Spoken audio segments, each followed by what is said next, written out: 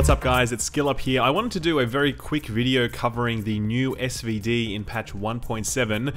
The background to this is that the SVD is getting some nerfs, owing largely to its power with the DeadEyE gearset, which is also being nerfed as well. DeadEyE is losing its ability to maintain 100% crit chance if you aren't firing from cover. If you're firing from cover, you get the full 100% crit value. If, however, you're running around firing out of cover, then you're only going to get 60% max crit, which is the current crit cap. So alongside that DeadEyE nerf, they're also laying on an SVD nerf. Now, there are a variety of reasons why they're doing this, but the main one is this thing is a bit of a laser pointer. Point and fire, and generally speaking, you are going to hit your target every time. It's an extremely powerful weapon. I actually did a video on it as soon as it came out, back with patch 1.3, was it? Maybe 1.4? I don't know. Comparing the M1A at the time to the SVD at the time. It was a bit of a complicated video, but the long and the short of it was because the SVD is so accurate, it was actually a more powerful weapon than the M1A, even though the M1A did more bullet damage. The M1A actually went on to get nerfed after that, so the SVD became even better. There was simply no reason to use an M1A, except if you were looking to shoot targets beyond 34 meters, given the M1A's optimal range is 60 meters, where the SVD is only 34. So when it comes to fast firing marksman rifles, the SVD has definitely been the go-to for the last little while. And now we're going to take a look at how it compares from its former self. This is the look at the current SVD in 1.6 side by side with the SVD in patch 1.7. And you are seeing that I have to maintain a slower rate of fire to be able to effectively hit the target because the reticle bloom is larger. That's the only change they've made to this thing. They made a change to its handling. They haven't touched any of its other stats. It's just harder to manage with more recoil and more reticle bloom,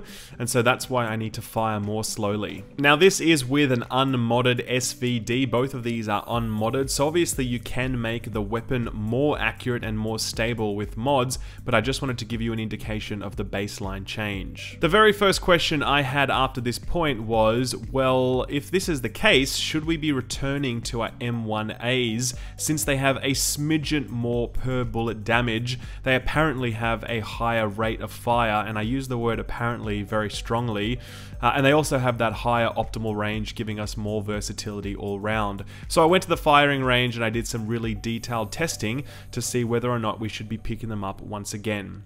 Skipping to the end on this, I'm going to say the answer is no. You need to be sticking with your SVD if you're looking for the fast rate of fire marksman rifle class. The first thing to note is that the per bullet damage maximums on these things are extremely close. It's very likely that when you pick up an M1A or an SVD, the per bullet damage is going to be determined more by the roll than by the actual maximum values, since they are so close. So already that's one reason why we wouldn't pick an M1A over an SVD. The per bullet damage on the M1A just isn't competitive enough. Next up, reticle bloom. It doesn't take a genius to see that the reticle on the M1A immediately blooms out much larger than it does on the SVD. Pull that trigger once, you get yourself a nice large reticle. The SVDs takes at least 2 clicks, 2 fires to be able to get to the same size. On reload speed, the SVD is quicker once again. It takes 2.3 seconds to reload itself, whereas the M1A takes 2.9 seconds. But the really interesting value is the rate of fire. Now this is something that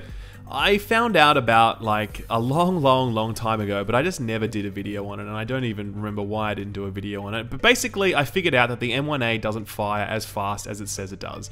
If you do any sort of testing yourself in the gun range and fire an M1A as fast as you can by linking the fire button to your mouse scroll wheel, or by using one of those dirty auto fire controllers on console, then you're going to be able to see that the M1A should be firing at a certain rate, and it straight up doesn't. It basically fires more slowly than it should, and the way I know that is because I actually watch myself doing it. I take the footage and I count the exact number of frames that it takes for me to fire my very first bullet until the minute I'm able to fire off the very last one. So that's how I know that that thing is firing more slowly than it should be. So I did that testing in the gun range damage with the M1A, and then I did exactly the same thing with the SVD, looking at how long it takes to go from my first bullet to my last. And I can see there that the SVD actually fires off 10 bullets faster than the M1A does, even though the M1A should be firing off 14% faster.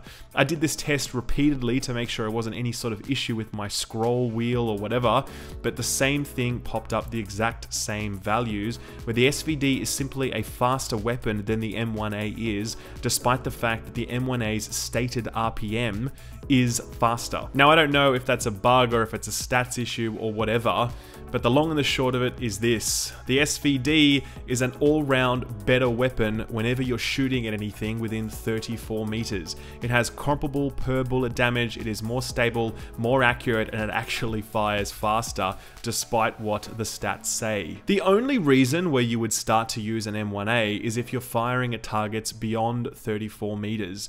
But here, I'd really question whether or not you're actually using the right rifle if you're planning on doing that. The M1A's reticle bloom means that if you want to precisely hit a target at, say, the 40-meter range, you're really going to have to slow down your rate of fire, at which point it might be more useful for you to use a bolt action like an M44 or an M700 instead. Maintaining really fast rates of fire above 30 meters is practically impossible with an M1A, so yeah, I'd really rethink that decision. The M1A does give us really great flexibility though. If you'd like to be able to play up close and also play really long range, the M1A is perfectly suited to that. If, however, you've decided that you're going to go for that battle rifle style of play, particularly in something like PvP, then the SVD is more than likely going to be the best option for you. Anyway, that's the numbers breakdown of the M1A versus the SVD in patch 1.7. The SVD is still a very worthwhile weapon to be using. It's still the best fast rate of fire weapon.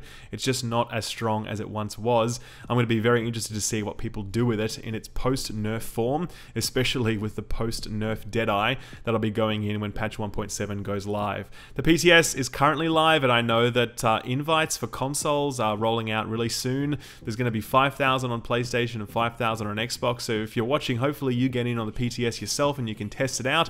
But if not, keep it locked here, guys, because I'll be doing plenty more videos testing out what it's like on the 1.7 PTS. If you enjoyed the video, guys, don't forget to drop it a like. Thank you very much for watching. Take good care, and I'll see you next time. Bye-bye.